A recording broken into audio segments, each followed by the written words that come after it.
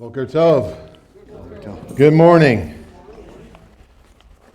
Delightful, rainy Shabbat morning. It was a little bit of a challenge getting here this morning. A little bit of a eventful drive, but we made it here safely, and we're glad that you all are here this morning. And got a few props for my talk this morning.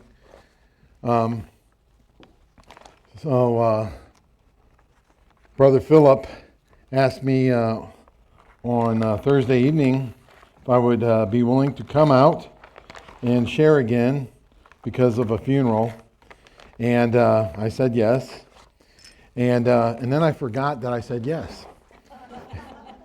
At bedtime, and thanks to my amazing wife, she's here today, Tina. Can you wave your hand? It's my wife, Tina. And she said something that triggered my mind that, oh my gosh, I'm going to be speaking tomorrow. And so I opened up to just take a glance at the portion, and I set my alarm for 4:30 this morning. And the portion of this long Torah portion that was read this morning is what the Lord highlighted to me to share from. It really just immediately struck a chord. You ever had that moment when you open up the Bible and you've read this, you've read this 1,000 times before, and then God just hits you with something new, And that was kind of the moment for me. And so this message actually came together quite quickly, about 2 hours this morning. But before I get into that, I just want to bring you greetings from the Messianic Jewish Alliance of America and Israel and the Joseph Project. We're coming up on 2 years since the October 7th attacks. And I was here that weekend of those events 2 years ago. And July we had another uptick in conflict, and the news cycle has moved on, but there are thousands of Israelis who are homeless because of the missile strikes that occurred in July from Iran. Literally thousands of people still homeless, and there are some people who are just now in the north returning to their home for the first time in almost 2 years. Can you imagine living in an Airbnb or a school gym for 2 years with your kids? It's really unimaginable to me. But we're working with these thousands of people and families, trying to situate them as they're homeless or help them to get back to their home. We just did another big outreach to the Druze in southern Syria. We made a video. I forgot my thumb drive this morning. I was going to show you the video. In partnership with the IDF, gone into southern Syria. And these Druze communities were really savaged by HTS in Syria. And right now we're also bringing hundreds and hundreds of backpacks full of school supplies to kids. A lot of these families are displaced, and getting school supplies is low on the totem pole compared to all the other things that they're worried about right now. And so if you would just remember to keep the work of the Joseph Project in prayer. It's really important at this time when there's so much suffering. And I wanted to highlight to you, I mentioned this to Philip on the phone, October 4th, which is Shabbat, there's going to be an all-day event at the Creation Evidence Museum in Glen Rose. It's going to be the opening of the scroll exhibit. You remember the scrolls came here 2 years ago, and this is going to be like a messianic witness like none other. It really is going to be like none other. They're going to have all 16 of the scrolls unrolled in special cases, every messianic prophecy in the Tanakh and in the Torah highlighted, and then a portion of the Brit Hadashah where it was fulfilled. They're a 3D model of the temple, the Beit HaMikdash, that is just incredible. It really, it's a sight to behold, and it's as big as this whole area of chairs here. I mean, it's really quite. And they're going to have a replica of the Ark of the Covenant. The archaeologist Eli Shukran, who's the top Israeli archaeologist with the Israeli Antiquities Authorities, he's going to be there. He's the one who discovered the bell from the Kohen Hagadol's garment, the gold bell. That's going to be there for people to see. And I don't know if any of you saw during the elections when all the uptick about pro-Hamas, anti-Israel sentiment, there was this huge demonstration in Chicago. The pastor who led his little band of 50 brave lovers of Zion right through the middle of tens of thousands of anti-Israel people marching just to stand in solidarity with Israel. He's going to be there, and he's going to be sharing. And there's going to be tons more to see.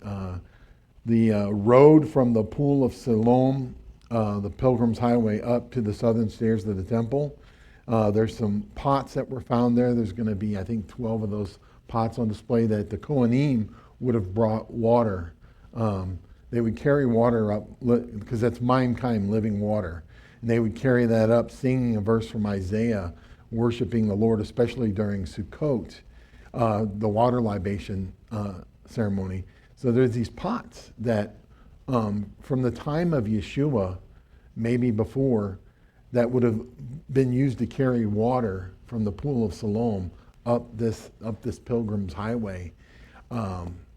You're going to be able to see those and so much more. So if you get a chance to come out there at any point, it's going to be all day long.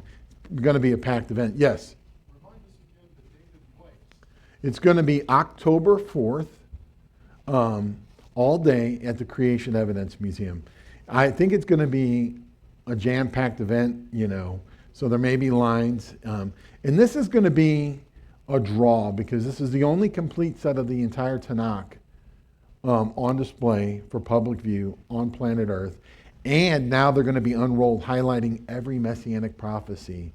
It's going to be a destination messianic witness, not just for this region, not just for this country, but for the world. So I encourage you, even if you can't get out on October 4th, go out, in the days following and check this out. It's really going to be quite incredible.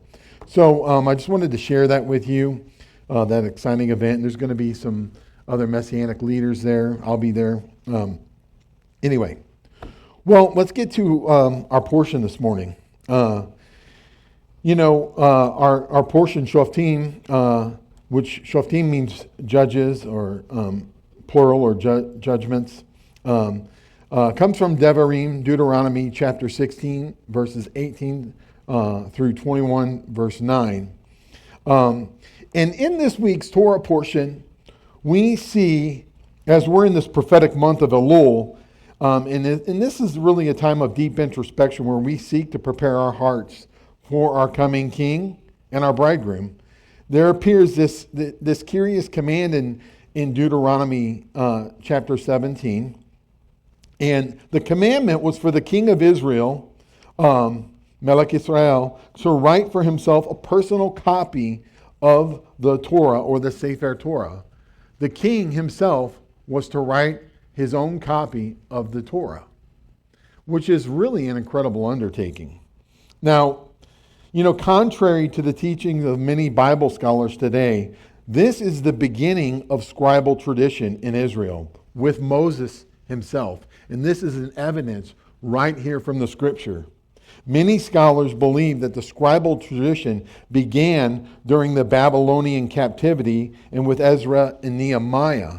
But this powerful fact, I'm going to elaborate a little bit further, that the scribal process actually begins with Moses and is passed down Mador Lador from generation to generation. And it's one of the reasons why we have this incredible confidence in the scriptures themselves, in the Torah itself, because God, starting with Moses, passed the word to Moses, came from him to Moses, and then from generation to generation, it's been stewarded, but not just in the hands of scribes, but in the kings of Israel themselves. But an interesting thing to note here is that the provision or command given by God to Moses to have the king write his own Torah comes almost 500 years before the first king of Israel appears.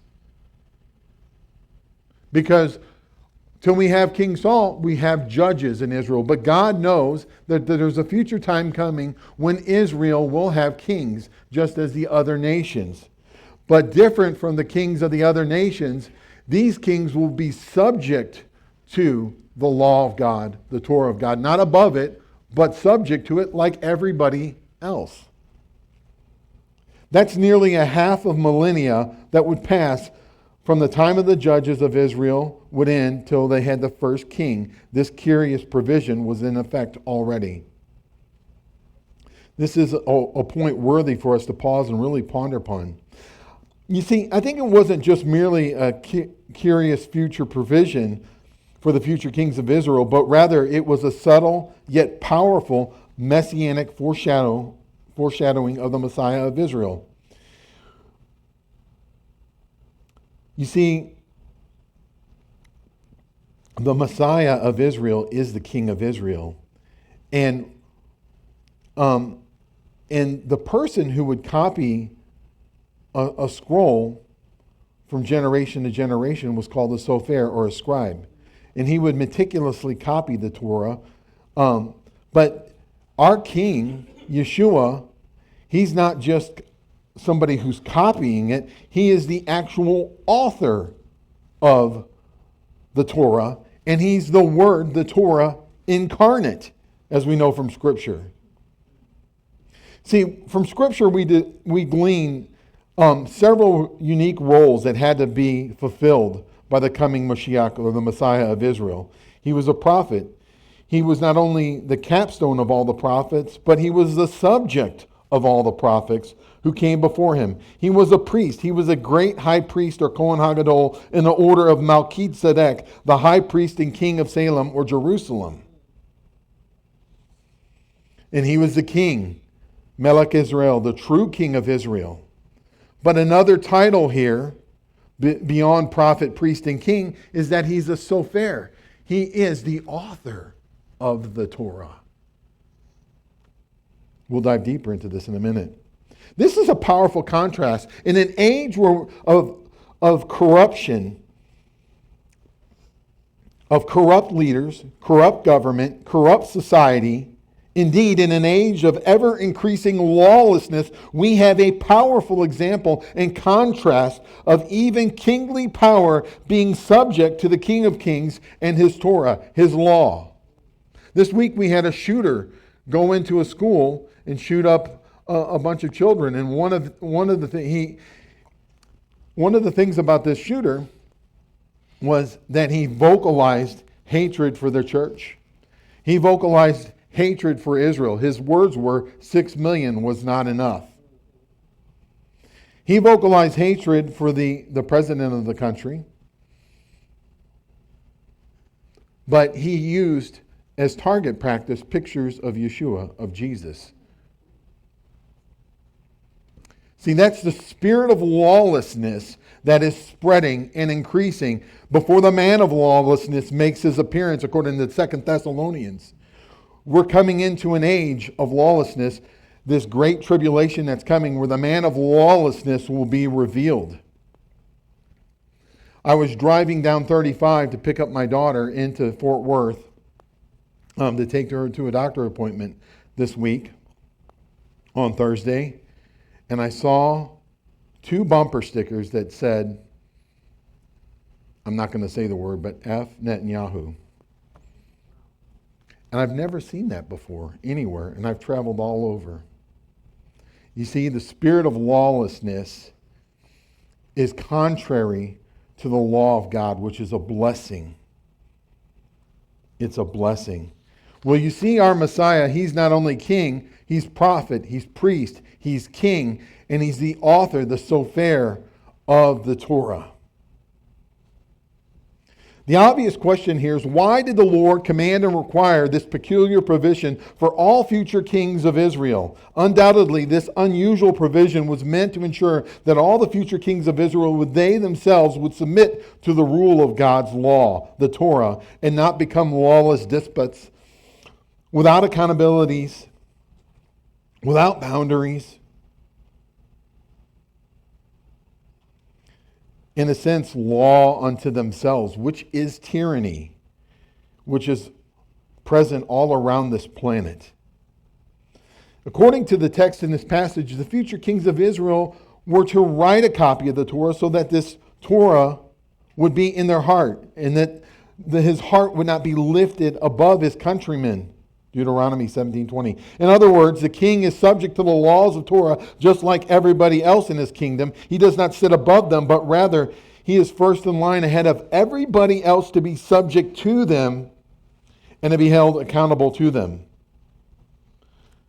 You see, the future kings of Israel, they had no sovereign exemptions from God's Torah law. No royal exceptions, and no form of special immunity to the law of God.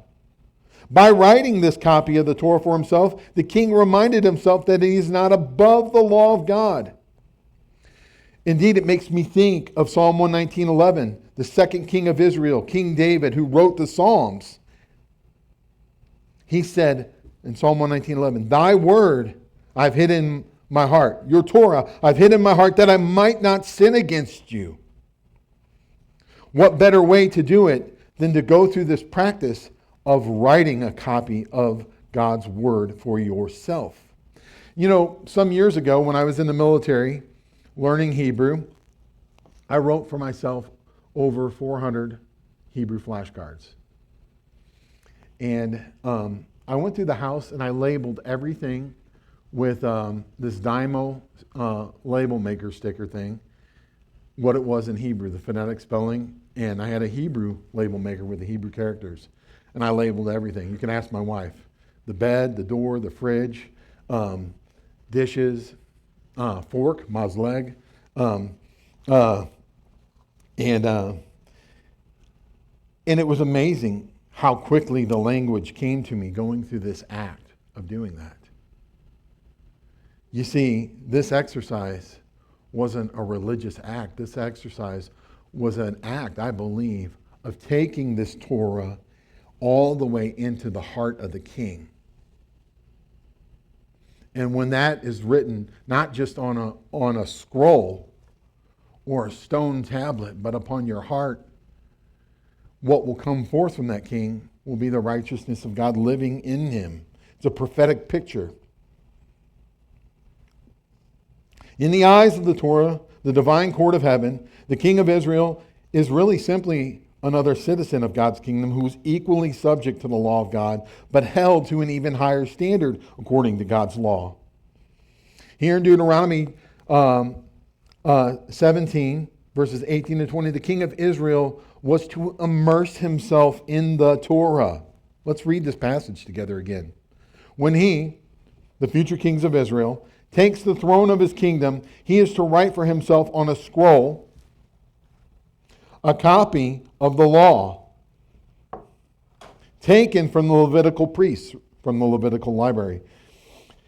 It is to be with him, and he is to read it all the days of his life, so that he may learn to revere the Lord as God and follow carefully all the words of his law and these decrees, and not consider himself better than his fellow Israelites, and to turn from the law to the right or to the left. Then he and his descendants will reign a long time over his kingdom in Israel. as he takes the Torah into his heart, and as he meditates on it every day, this changes his character. This changes his being.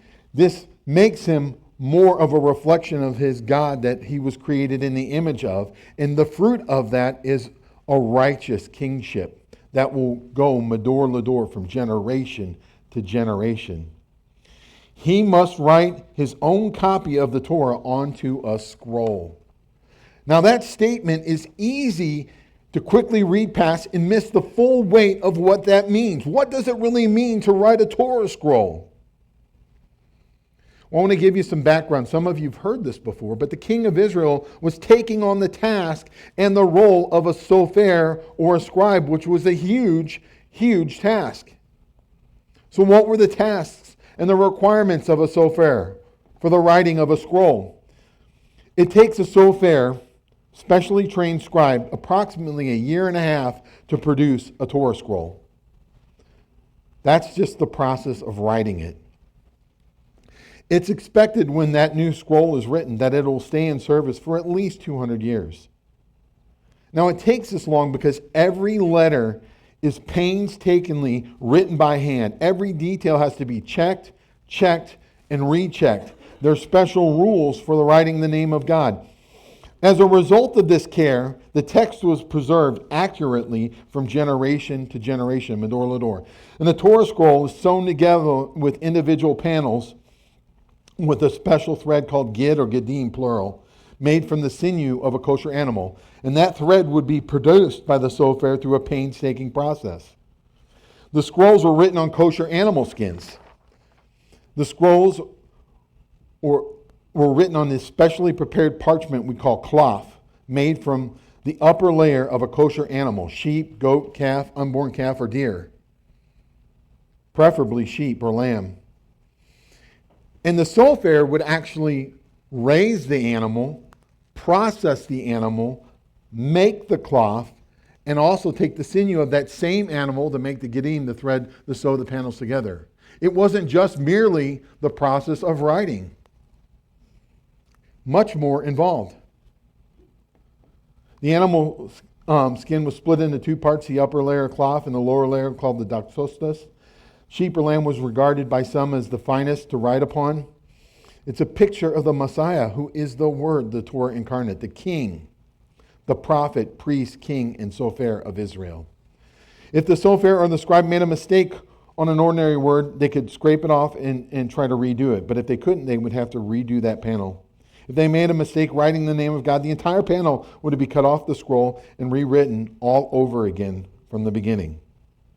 The sofer would also have to prepare a very special, almost indelible ink. The sofer or scribe were to write the text of the Torah with a special ink. The Hebrew term for this ink is dio. Each sofer was to produce his own ink through this very particular and painstaking process. The special ink made from gall nuts.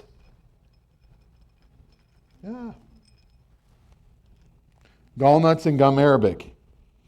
The sofer would have to go out and collect this. In this case, the king would have to go out and collect his own gall nuts and gum arabic from the sap of the acacia tree to make this ink and go through the painstaking process of making his own ink. This special ink was an ink that would last for over 200 years once it was made, that it was good to write with for 200 years. And the gall nuts came from the gall wasp laying an egg on the leaf of an oak tree, and the tree would form this nut around it, and it's rich in tannic acid. And the gum arabic, the sap of the acacia tree, was also the same tree from which all the implements for the tabernacle were made, including the Ark of the Covenant. And the scribe or the sofer would have to go out and collect these nuts and hunt for them and harvest the gum arabic from the acacia tree. And then he would undertake the process to produce his own ink. There wasn't an ink factory he could go to. He was required to make his own ink before he wrote the scroll. This was an act of worship. The making of the parchment, the making of the ink, the writing of the scroll. the making of the getting the thread from the sinew, all of it was an act of worship and a painstaking process. Once this incredible ink was applied to a scroll, the text could last several millennia under the right conditions. That's why the Dead Sea Scrolls, which some of them are over 2,000 years old, are still partially readable to this day. This is a powerful prophetic picture of the Messiah, the King of Israel, whose words are written with an indelible and immutable ink. His words are immutable, unerasable. They are eternal in the hands of the King of Kings and the Lord of Lords. He would also take a feather, a turkey feather, or a reed called kaneh, and the turkey feather called klumis in Hebrew. And the Ashkenazi sophers would usually use the klumis, while the Sephardic sophers often used the kaneh, the reed. They would go out, and the sopher would endeavor to use the finest klumis possible, the finest feather possible. And this would be a painstaking process to search for just the right, perfect feather to write with. Sturdy, beautiful, attractive. Again, an act of worship in a painstaking process. And then he would sharpen the tip of the klumis to the tip similar to a calligraphy pen. And he would want the best feather possible, because this feather would hopefully function for the complete Torah scroll, so there wouldn't be any variance in the text if he had to switch to a different klumis or a different feather. So there was this painstaking process to learn how to make the tip so that it would draw just the right amount of ink, and when they wrote, they wouldn't have to press, that the ink would sit on the skin. Because when you write on these parchments, especially if it's deer, the ink can run if you put too much or if you put hand pressure. This is an incredible, painstaking process, and the King of Israel had to learn to do it. Yes, he had to write his own Torah, and we read through that, and it goes in one ear and right out the other. But there's this whole process that we're clueless about, that he had to undertake to be ready to do this holy occupation with his very hands. It's incredible. It was considered by the Sopharim that the making of the klumis, the feather which they would write, was of incredible and great importance. Before the Sofer could write, he had to perfect his skill to create the perfect quill, to create the sharp tip and fine lines, bold and flat strokes, clean and rounded corners. The success of the Sofer writing his Torah was being dependent on being able to make the proper quill or klumis. An expert Sofer had to learn the process of how to press this quill onto the parchment with limited pressure. Very crucial to the process. Now, Sofer, which we translate as scribe, as many of you have heard before, doesn't just mean scribe, but literally means a counter of letters. Because not only did he have to go through the process of making the parchment, making the ink, making the quill, and the writing of the scroll, but then he had to go through a validation process of the scroll. And there are 304,805 letters, over 79,000 words that would be written by the Sofer, or in this case, the King of Israel. And once he completed the task of writing all these letters and words, he would go through and validate and count to make sure he had the right number of letters. The letters were correctly written. None of them were misshapen or incorrectly written or damaged. When he did it, another Sofer, a master Sofer, would have to validate it, and then a third master Sofer would have to validate it. And the Sofer, or in this case the King of Israel, would have to be schooled in kavanah, holy intent or holy intentionality, that this then he had to make a statement of intention that this was an act of worship, a holy and sacred act of writing the very Torah of God given to Moses on the mountain by God himself, passed down Medor Lador from generation to generation. And now the king of Israel is taking upon himself this sacred act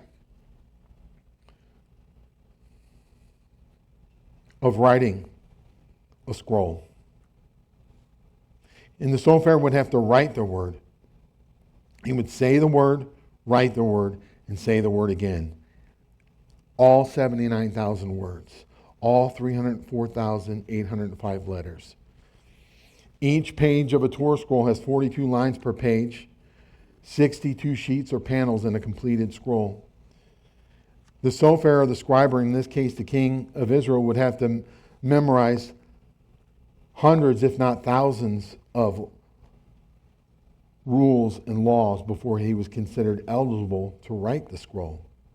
And even a single missing or misshapen letter would invalidate the entire Sefer Torah. This was a huge undertaking by the king of Israel. And show me another nation on earth in the history of humanity that required this of their nation's leader.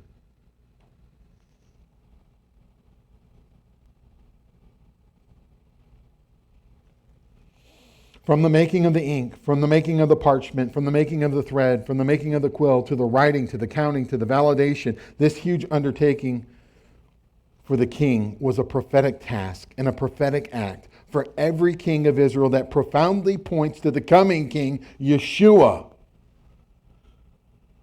the author of God's law, who's going to come and defeat the man of lawlessness. Now, according to Deuteronomy 17:18-20, the king was to write the copy of the Torah, but he, the king of Israel, was to keep it with him always. And he was to read from it and study from it every day of his life. He was not to turn away from the commandments of the Torah, neither to the right or to the left. Even the king of Israel must obey the Torah of God. He must submit himself to it as a standard for conduct and administration and leadership and morality. This Torah, meticulously copied by the king of Israel according to the sacred and ancient scribal tradition that began with Moses, was a treasure for the king to draw from all of his days. This is why in the Jewish tradition and Talmud, the rabbis and the sages of Israel said regarding the king of Israel, he shall write for himself a copy of the Torah on a scroll. When he goes to war, he takes it out with him. When he comes back, he brings it with him. What a powerful and prophetic picture this is of the king of Israel taking the Torah into battle with him. 2023, there was a powerful picture of the army of Israel marching into Gaza, and at the head of the army was a man carrying the Torah. It struck a chord in my heart. The king of Israel carrying the Torah into battle with him. How powerful. What a prophetic picture. Do y'all see that picture? This is an Israeli soldier carrying Torah into Gaza. These are prophetic times we live in, friends. These are prophetic times we live in. When he is in session in court, the Torah is to be with him. When he's reclining, it's to be before him. It is written, it shall be with him, and he shall read it all the days of his life. This comes from the Talmud Sanhedrin 2:4. According to the sages of Israel, the king of Israel was even to carry this with him, even into battle. What a powerful picture of the Messiah, the author of Torah, coming at the end of the age to defeat the lawless one, the author of God's law, the Torah, coming to defeat the lawless one. In the final battle, it's coming. First Fruits of Zion had a great article on this, and it said, quoting them, we refer to this basic ethic as the rule of law. We can compare it to the way the constitution of a governing body functions in the modern world. In theory, a nation's constitutional principle presides over both the governed and the government. In the constitutional model, the ultimate sovereignty is vested in the Constitution that formed the government, not in the government itself. This is the theory of modern politics in the free world. For example, in the United States of America, the Constitution lays out the parameters for American government. Ostensibly, the government can legislate and govern only within those parameters. No government official may overstep those bounds or parameters of the national Constitution. Government officials, they themselves are subject to the rule of law in the Constitution and the legislation spawned by it, just as private citizens are. Without the rule of law, a government would be able to rule capriciously without mitigation, as too often is the case with dictatorships, rogue states where law has collapsed and absolute power has prevailed, vested in the hands of tyrants. In God's economy, the Torah functions as the constitution over Israel's government, over its king, over its people. It is the boundaries for civil society.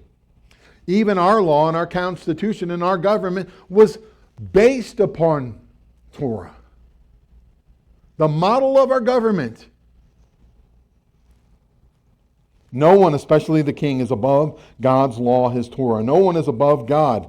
His word is the final authority, and even the king himself may not transgress it. Without the rule of law, the ethics of Torah are just reduced to simply just good advice, according to first fruits.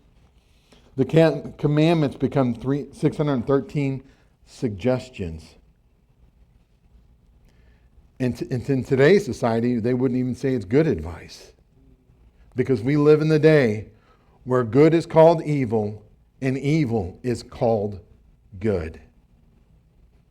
Today, we often hear Bible teachers state that the rule of law and Torah does not apply to believers. In doing so, they place believers on the same plane of authority above the kings of Israel. You see, law and grace, the law is still in effect. Law and grace are like salt and pepper. They go on the table together. Yes, we have grace, but the law and grace go together. According to Deuteronomy 17, if Yeshua, the true king of Israel, he himself is the author of the Torah. And he says in Matthew 5:17 that Yeshua, the great king of Israel, he says, "Do not think that I've come to abolish the law or the prophets. I have not come to abolish them, but to fulfill the law." He's the author of it. He is the Torah incarnate. He's the picture of what these three verses in Deuteronomy speak of. The king of Israel, who's a prophet, who's a priest, who's a king, who's a sophar. He's the author of the Word of God. He is the ultimate steward of His Word and His law. And there is a day coming, there's a day coming, and it's coming quickly, when the nations are going to come against Israel, led by the man of lawlessness, trying to destroy Israel and the promise of God in His Torah. And Yeshua himself is going to come with a shout and a trumpet blast. And he's going to come to the Mount of Olives. And he's going to land his feet on the Mount of Olives, and it's going to split in half. And he's going to judge the man of lawlessness. He'll be no match. He will be no match. According to the sages, the king of Israel would read the entire Torah every 7 years during a Shemitah year at Sukkot. After the king would read the entire Torah from his scroll that he wrote, then the high priest, the Kohen HaGadol, would give the Berkat Kohanim, the high priestly blessings. It's believed that the scroll that the king of Israel would have read from was the scroll that he wrote with his own hands. And this was also repeated during the Yuval or the Jubilee year every 50 years. This was called the Hakel gathering. This is such a powerful picture of Yeshua, our Messiah, the great King who's soon to come. He will fulfill his role as the great high priest with the national atonement of Israel. He will fulfill his role as the great high king of Israel and the king of the nations when he comes in power to judge the nations assembled against Israel. He will fulfill the role of scribe, the Sofer king, who will not only declare his word, his Torah, but he will fulfill his word, his Torah, because he is the Torah incarnate. He, the author of his word. And he, the Word, the Torah incarnate, the King of Kings and the Lord of Lords, who is powerfully, prophetically pictured here in Devarim, Deuteronomy 17.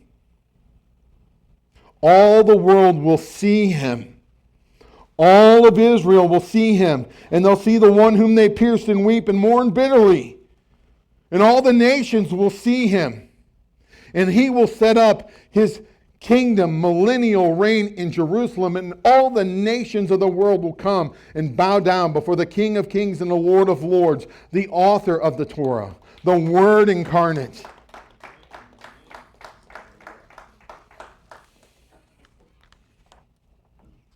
You see, Yeshua, he is the fulfillment of this passage in Deuteronomy. He is the prophet.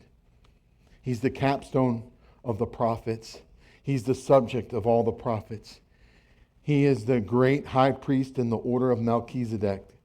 He is the King of Kings and the Lord of Lords, and he is the Sofer King, the author of the Torah. He is the Torah himself.